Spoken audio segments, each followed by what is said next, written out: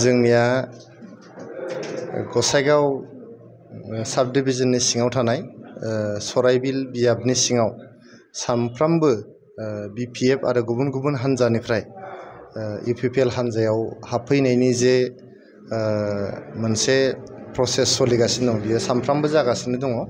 दिनैबो जोंनि Gossaigaon district UPPL नि मावख'आवहाय जोंनि गसाइगाव टाउननि वार्ड नाम्बार 1 नि उत्तरपारा वार्ड नाम्बार 1 नि गोबां जोंनि बिपिएफ हानजानि आरो गुबुन गुबुन हानजानि सोद्रोमाफ्रा जोंनि इउपिपिएल हानजायाव जइन जाफैदों।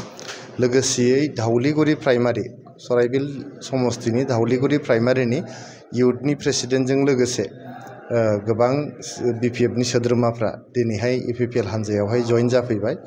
बेनो फोरमान होयो जे जोंनि बड'लेण्ड ओनसोलाव प्रमद बर' सार दैदेननाय इउपिपिएलनि जे सरकार बे इउपिपिएल सरकारनि हाबाफारिफोरखौ मोजां मोननानै दिनै सारा बिटिआरआवनो इउपिपिएल हानजायावहाय दले बले जगदान जागासिनो दं। सानफ्रामबो दिनै सराइबिल समस्तियावबो गोबां बेबायदिनो गुबुन गुबुन हानजानि सोद्रोमाफ्रा जइन जाफैजोब्बाय।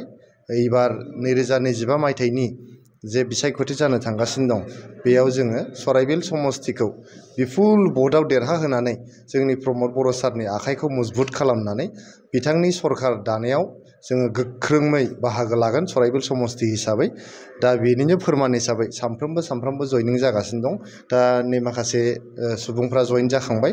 दान्दिसे उनाव आरो जोंनि गसाइगाव टाउननिनो गोबां बिपिएफ हानजानि सोद्रोमाफ्रा जइन जानो थांबावगासिनो दं। बेबायदिनो गाबोनबो जइनिं जागोन, समफोरबो जइनिं जागोन। सानफ्रामबो जोङो जेब्लानो सम आरो सुजुग मिलायो जोङो बिपिएफ हानजा आरो गुबुन गुबुन हानजानि सोद्रोमाफोरखौ इउपिपिएलआवहाय जोङो बरायनानै जइनिं होगासिनो दङ। फरायसाफोरनि थाखाय मोनसे फोसावथाय। सोलोंथाइ बोसोर 2025-26 नि फरायसाफोरनि थाखाय गोदानै मुं थिसननाय लानानै फैदों रुनिखातानि इउएन एकाडेमिया। चिरां जिल्लानि रुनिखातायाव थानाय इउएन एकाडेमिया दायो नार्सारिनिफ्राय 9 थाखोसिम गोदानै मुं थिसननायखौ लागासिनो। बे एकाडेमियाव गुन गोनां सोलोंथाइ होनायजों लोगोसे माखासे खाबुफोरखौबो होफानाय जादों। हौवासा आरो हिन्जावसाफोरनि थाखाय आलादा हस्टेल दं आरो हस्टेलाव थानाय फरायसाफोरखौ जुनियायै फोरोंथाइ होनायनि खाबुबो होनाय जादों। लोगोसेनो फरायसाफोरनि थाखाय कम्पिउटार सोलोंनाय, गेलेनाय, योगानि खाबुखौबो रुनिखातानि इउएन एकाडेमियाव मोनफागोन।